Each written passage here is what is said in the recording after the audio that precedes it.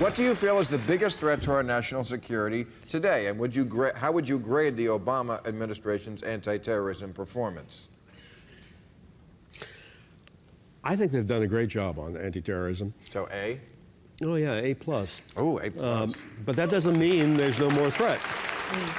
That doesn't mean there's no more threat. You know, people say he shouldn't take credit for what he's done. But I'll tell you, if something blows up, they're going to blame him. So he should take credit for what he's done because he will also be blamed if it doesn't work. Okay.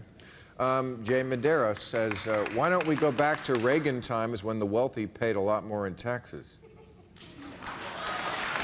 Well, Did they?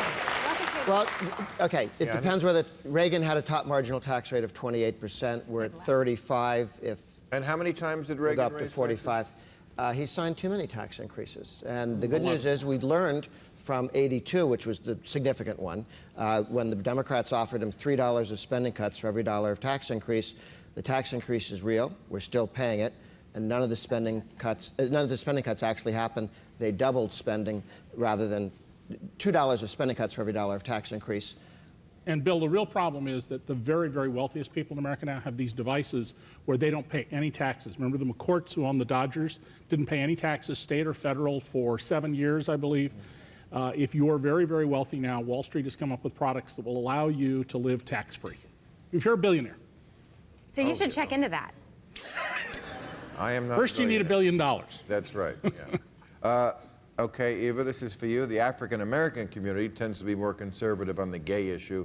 What do you think the Latino response will be to Obama coming out for gay marriage? Yeah, why do the minorities hate on the gays? No, we don't hate it. First of all, to generalize about the Latino view is really irresponsible because we're a faction group. But it's... Because the Bible. Well, because we're Catholic. A lot of us are Catholic. A huge majority are Catholic. But what's interesting is the study just came out that said Latinos don't take that issue to the polls. That's like 400th on their list. Actually, most people don't take that issue to the polls. Right. It's not a people tend to topic. vote on kitchen table issues, fiscal issues, national security issues, social issues last. And this is even proved in the Bush administration, in the Bush re-election campaign. Latinos are not a conservative or not for it. And also, if you look at the demographic of Latinos, we're the youngest ethnicity in the United States, and we're only getting younger. And being young is indicative of being more accepting and tolerant of alternate lifestyles. But if it wasn't for religion, it wouldn't be an issue at all. Right. But, I mean, it really does come from a religion. It really, I mean, it's you know. Something. In North Carolina, it was through the black churches. I haven't seen an analysis of other states, but that's also where you'd want to do your voter turnout. So there's a little bit of a conflict there that Obama's going to run into. What does the panel think of J.P. Morgan losing $2 billion doing the same risky investing that caused the 2008 crash? I love that question, and I'll tell you why. Okay, go ahead. When George W. Bush's administration bailed out Wall Street and started the bailout of Detroit, when they bailed out Wall Street, nothing changed. Nobody lost money on their bets. The executives still get paid the same way. We still don't have Glass-Steagall. Nothing has changed except we've given them a lot of our tax dollars. When the Obama administration bailed out the auto industry, everybody took a haircut. The shareholders got wiped out. The CEO and the janitor both took haircuts. The UAW and the took a major haircut. Yes, they did. But disproportionately, the secured bondholders didn't do those were nearly as health care well claims. as No, they UAW. didn't. But everybody took a haircut, and the executives who had deferred compensation lost half that money. Everybody took a loss. That's the difference about how the two administrations treated it. I think the real thing here with J.P. Morgan is, you know, the Republicans in the House said, we don't need more regulation. You know, Dodd-Frank wasn't necessary. This is proof Dodd-Frank was necessary. They're still doing all the stuff they were doing in 2008. Dodd-Frank is the law of the land, and this happened. How did Dodd-Frank fix it? Because it hasn't been implemented. Because it hasn't been implemented. That's right. It hasn't been implemented. Right. We've been regulating. Dodd-Frank does not address fiscal credit default swaps adequately. It doesn't address... Why doesn't it? Why doesn't it? Yes. Because the Republicans in the House wouldn't allow them to do that in the bill. Right. Dodd-Frank passed when the Democrats had a majority in the House. No Republicans had any ability to have any influence. But the bankers who produce 40% of the profits in this country now have enormous influence in Washington.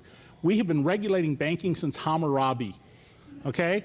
And we knew how to regulate banking up until we decided, starting in 1980, with a series of acts to stop regulating bankers. You got to regulate banking. It is the crucial central industry you have to regulate. There are a lot of things we can get rid of regulation, not finance, because you can do unlimited damage. Except evidently Fannie and Freddie. Right.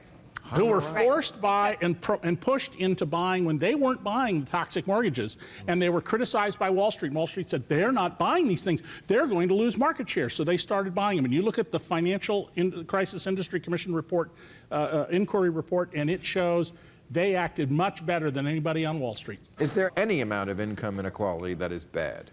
Any amount?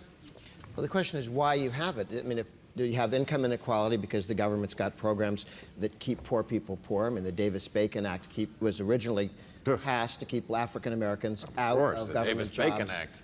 Well, You know Hammurabi, not the I know more about Hammurabi than I know about Davis-Bacon is in law now. Hammurabi's Davis-Bacon. passed away. I know. But that's a law that was deliberately set up for reasons of protecting organized labor against black workers, and it makes... What year was this law passed? Late 1920s? Yeah. Oh, the It's 20s. It's still law of the land. It's still law line. It requires The a minimum Democrats wage. keep voting for it. And Grover's right. There were some racist aspects to it, but it was also to ensure that they said it people- on the floor of the Senate and the House when they passed it. But its function has also been to take blue-collar workers like my brother, who's a ditch digger, and see to it that they got a living wage, which most Americans don't have now. And by the way, the problem with inequality, people should be paid according to the merits of how well they work and their success, but what we're doing in this country is taking massive amounts of tax dollars and quietly funneling them up to the richest people in America.